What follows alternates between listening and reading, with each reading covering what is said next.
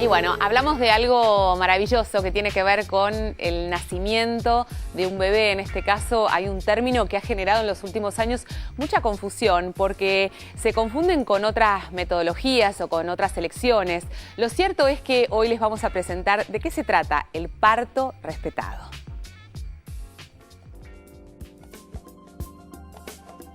El término parto respetado o parto humanizado se refiere a una modalidad de atención del parto que se caracteriza por el respeto a los derechos de los padres y los niños en el momento del nacimiento. Es una situación en la vida que siempre implica un riesgo potencial, cuyas complicaciones no necesariamente son exclusivas de un embarazo de alto riesgo.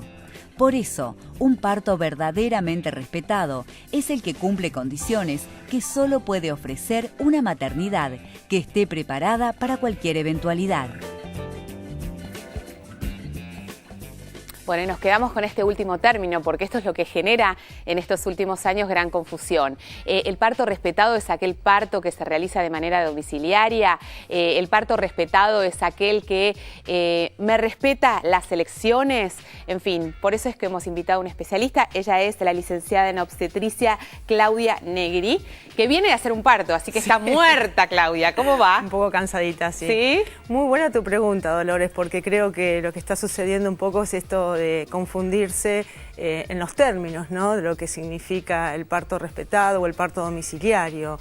Como si eso fuera lo mismo, ¿no? Y en realidad no tiene que ver con lo mismo y por ahí tiene que ver con respetar todo aquello que uno elige dentro de las condiciones sanitarias fundamentales que se controlen, ¿no? Para evitar mayores riesgos. Sí, sí. En realidad cuando hablamos de lo que significa el término de parto humanizado o parto respetado, básicamente estamos hablando de los derechos que nosotros como profesionales tenemos que darle a la mamá, al papá, a la familia y a ese bebé que va a nacer, como para que pueda elegir una serie de condiciones, ¿sí?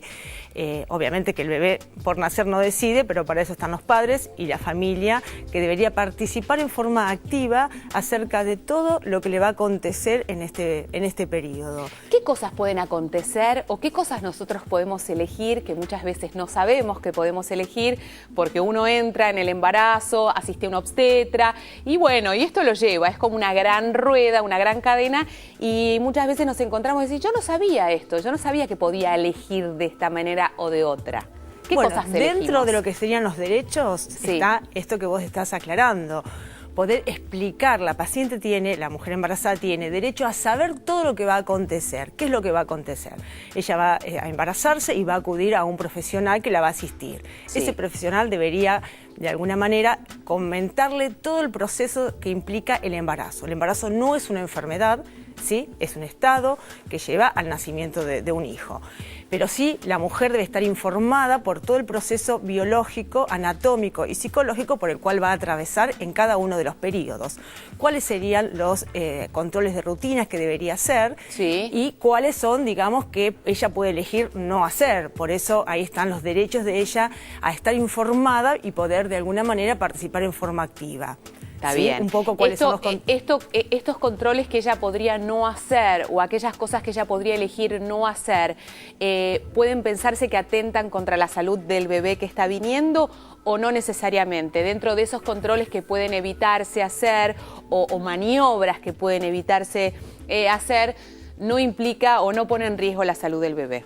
Bueno, un poco esto implica, digamos, lo que sería el parto humanizado en sí, implica un cambio en el paradigma de la atención, ¿no? Sí. Lo que nosotros fomentamos a través del parto respetado es que hagamos la menor intervención posible en todo lo, si bien los avances tecnológicos en los últimos años fueron muchísimos, usar menos tecnología y más de lo que nosotros podemos dar como seres humanos, ¿sí? Explicar y utilizar mucho la clínica, ¿sí? En cada uno de los momentos, como acabo de describir, lo que es el embarazo, el preparto, el trabajo de parto, el puerperio y la lactancia.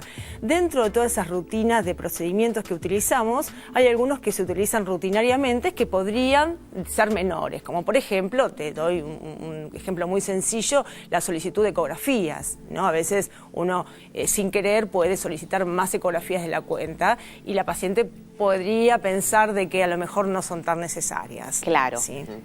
Bueno, esto es importante porque también en estos últimos años muchas veces se sobreexpone a la embarazada una cantidad de estudios tecnológicos que pueden inclusive también afectar el bienestar de ese bebé en desarrollo si no son controladas. Si una embarazada decide sobre sí misma o un médico dice hacete una ecografía cada 15 días, ¿cuál es el beneficio? ¿Cuál es el objetivo de eso? No es necesario. Tiene que ver un poco con la ansiedad de mirar cómo está el bebé y más ahora con la ecografía 4D en tiempo real. Eso hace que uno tenga ganas de ver al bebé. Claro, ¿no? Por ahí hacer un seguimiento más minucioso de cómo se va desarrollando, saber el sexo, etcétera, etcétera. En cuanto al parto, ¿cuál es la diferencia grande que hay entre lo que sería el parto respetado, que se dice hoy, y cómo era hace unos años? ¿Qué el padre, la madre, qué diferencias hay? Claro, ¿cuál es el escenario ideal que plantea el parto avanzando respetado? un poquito, lo que hemos manifestado hasta recién sería el proceso del control del embarazo. Respecto a lo que sería el preparto, el trabajo de parto y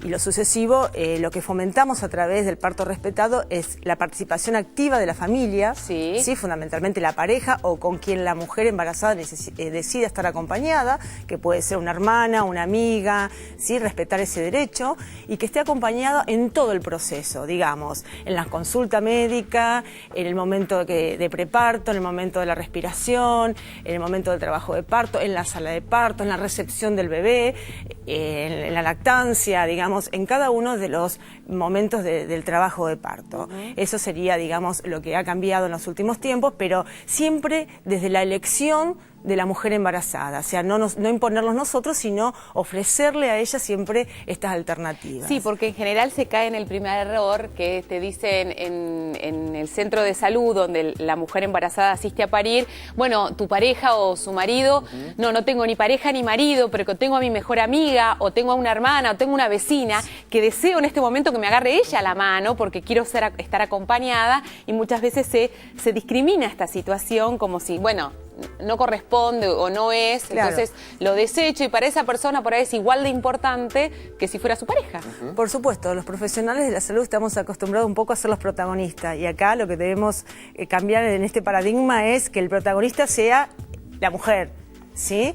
O su familia y todo su entorno, que ellos decidan. En el parto de otros mamíferos, el mamífero elige dónde va a parir, se pone en un lugar oscuro, tranquilo, que nadie lo moleste. En cambio, en el parto respetado, en el parto que se hace habitualmente con los humanos, porque se habla de parto humanizado, el parto humanizado es lo que llegamos ahora. A mí me gusta hablar de parto mamiferizado, volver a como era el parto del mamífero. En el parto respetado que vos traes hoy acá, ¿se respeta esa decisión de la madre de, no, yo quiero estar en cuclillas, quiero que apaguen la luz, quiero estar sola un rato? ¿Existe esa posibilidad? Claro, por supuesto. Esto también entra a valorarse en este tipo de partos, ¿sí? Primero, con quién va a estar acompañada. Segundo, en qué posición quiere parir. No tener, a lo mejor, una vía puesta desde que llega al sanatorio, que habitualmente se utiliza de rutina. Apagar una luz, no ser evaluada en forma rutinaria, todo esto que Claudia, vos estás diciendo. ¿Todos los centros de salud debieran de estar adaptados o preparados para recibir elecciones distintas? Porque uno entra como en el circuito propio del hospital y efectivamente entra una embarazada, por ahí te colocan una vía, te colocan un control, te miden las contracciones, te monitorean.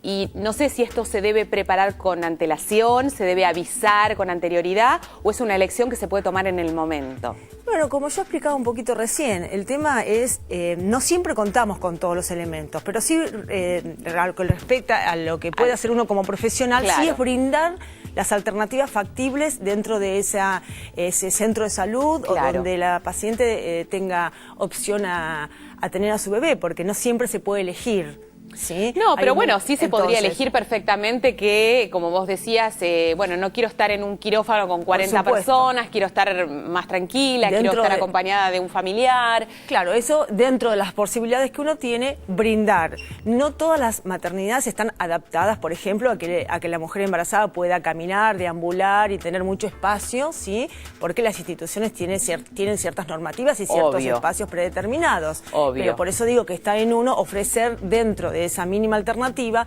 todo lo que hace a lo humanístico, digamos, a lo básico, en brindarle esta posibilidad de elegir la posición, si quiere estar parada, en cuclillas, sentada, de no ponerle un suero en forma inmediata, de darle posibilidades de que respire o que cante o que... ¿Todas las parteras saben recibir a un bebé acostada, sentada, en cuclillas?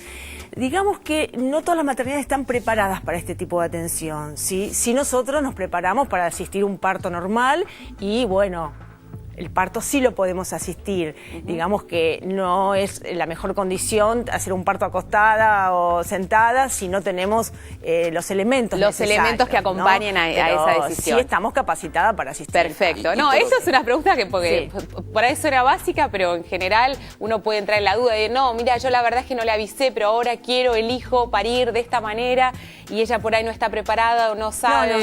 Sí, respecto a eso sí, lo que sucede es que a veces no tenemos los elementos. O sea, tenemos una camilla o utilizamos los recursos que nos brinda según donde la mujer se asista, ¿no? Y por otro lado, discúlpame, también existe la variante que hay que ser flexible, que si el parto se complica con algo, está bien, yo quiero el parto respetado, el parto lo más tranquilo posible, pero cuando se complica y en eso, para eso están los médicos, para, en principio, salvaguardar la vida del bebé y de la madre, ¿no? De todas maneras, eso también forma parte del respeto. Eso forma parte del respeto. Eso no es una diferenciación, el hecho de que se lo asista correctamente en un momento de urgencia o porque surja alguna situación que bueno, que por ahí no entra dentro de la normalidad de un parto totalmente natural, también forma parte de los derechos que tiene esa madre y ese hijo de ser asistido. Sí, por ¿no? supuesto, dentro de lo que sería la atención del parto respetado entra lo que es el consentimiento informado, donde uno le explica a esta mujer cuáles son sus derechos, cuáles son sus obligaciones y qué podría llegar a suceder. Partimos de que un embarazo no es una enfermedad, pero sabemos que pueden aparecer patologías, no solamente en el embarazo, sino que algunas durante el parto, que son accidentes del parto. Obvio. Y esto tiene que ver básicamente con la comunicación, porque en el fondo lo que Claudia nos está queriendo contar es comunicar todo aquello que le puede pasar, comunicar todo aquello de lo que puede elegir dentro de las variantes. Y siempre pongo el ejemplo que una mujer que está pariendo es muy vulnerable porque está llena de sus emociones a flor de piel y la verdad es que está como descontenida porque no sabe a lo que muchas veces va. Cuando se cambia el rumbo de las cosas porque hay que ir a una cesárea de urgencia o porque surge algo, el saber es fundamental. Si vos estás con la idea que vas a tener un parto natural y que de golpe, de buenas a primeras, te llevan de urgencia a un quirófano y te dicen hay que hacer una cesárea de urgencia y vos no sabés por qué motivo, esto genera una angustia terrible.